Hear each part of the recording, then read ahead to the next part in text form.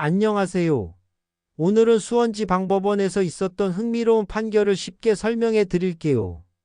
이 사건은 볼링장을 운영하던 임차인이 건물주를 상대로 손해배상을 청구해서 무려 4억 원이 넘는 배상금을 받아낸 사례입니다. 등장인물은 이렇습니다. 원고는 A씨, 피고는 B씨와 C단체입니다. A씨는 2018년 10월에 안산시에 있는 건물 5층을 빌려서 D라는 이름의 볼링장을 운영했어요. 보증금은 2억 원, 월세는 2,200만 원이었고 계약기간은 2018년 11월부터 2020년 10월까지 2년간이었습니다. 첫 번째 문제, 심각한 누수 피해. 그런데 문제가 생겼어요. 볼링장 곳곳에서 물이 새기 시작한 거예요. 그냥 조금 새는 정도가 아니라 정말 심각했습니다. 전문 감정기관인 지주식회사가 조사한 결과 건물 옥상 지붕이 부식되고 방수가 제대로 안 되어서 누수가 발생했다고 했어요. 누수로 인해 훼손된 면적만 해도 약 208.4제곱미터나 되었고 볼링장 천장 상당 부분이 파손되었습니다. 볼링장을 이용하던 손님들도 누수 때문에 불편하다고 계속 얘기했어요. 그런데 건물주인 B씨와 C단체는 제대로 된 수리를 하지 않고 그냥 물이 새는 부분에만 간단한 땜질만 했습니다. 두 번째 문제, 권리금 회수 방해. A씨는 계약이 끝나갈 무렵 볼링장 사업을 다른 사람에게 넘기려고 했어요. E씨라는 분과 5억 원의 권리금을 받고 넘기기로 약속했고 나중에는 F씨와도 역시 5억 원에 넘기기로 계약했습니다. 그런데 건물주들이 협조를 안 해준 거예요. 누수 수리는 해줄 수 없다고 하면서 새로운 임차인과는 나중에 재건축할 때 언제든지 나가라는 조건으로만 계약하겠다고 했어요. 심지어 방수공사는 새 임차인이 직접 하라고까지 했습니다. 결국 E씨, F씨와의 권리금 계약은 모두 취소되었어요. 법원의 판단. 법원은 A씨의 손을 들어줬습니다.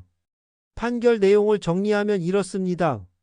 먼저 누수 문제에 대해서는 임대인에게는 임차인이 제대로 사업할 수 있도록 건물을 관리해줄 의무가 있다고 했어요. 이를 수선 의무라고 하는데 B씨와 C단체가 이 의무를 다하지 않았다고 판단했습니다. 월세가 2,200만 원이나 되는 곳에서 누수 때문에 볼링장을 제대로 운영할 수 없었다면 이는 명백히 임대인의 책임이라는 거죠. 건물주들은 누수 부분이 공용구역이라서 자신들이 고칠 의무가 없다고 주장했지만 법원은 이 주장을 받아들이지 않았어요. 권리금 문제에 대해서도 법원은 A씨 편을 들었습니다. 상가건물 임대차 보호법이라는 법률은 임차인이 권리금을 회수할 기회를 보호하고 있는데 건물주들이 정당한 이유 없이 새로운 임차인과의 계약을 거부했다고 봤어요. 건물주들은 A씨가 월세를 3개월 이상 밀렸으니까 권리금을 받을 자격이 없다고 반박했지만 법원은 이것도 받아들이지 않았습니다. 코로나19 때문에 특별법이 적용되고 무엇보다 A씨가 밀린 월세보다 건물주들이 해야 할 수리비가 훨씬 많았기 때문이에요. 손해배상 금액. 법원이 인정한 손해배상 금액은 이렇습니다. 누수로 인한 영업손실 3억 380만 원.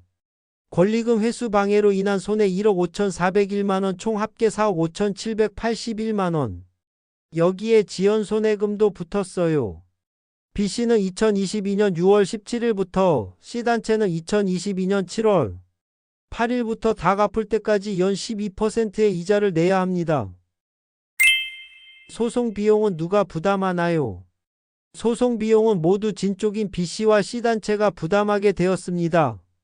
변호사 비용, 법원 수수료, 감정 비용 등 이 소송과 관련된 모든 비용을 건물주들이 내야 해요. A씨는 소송 비용을 한 푼도 낼 필요가 없습니다.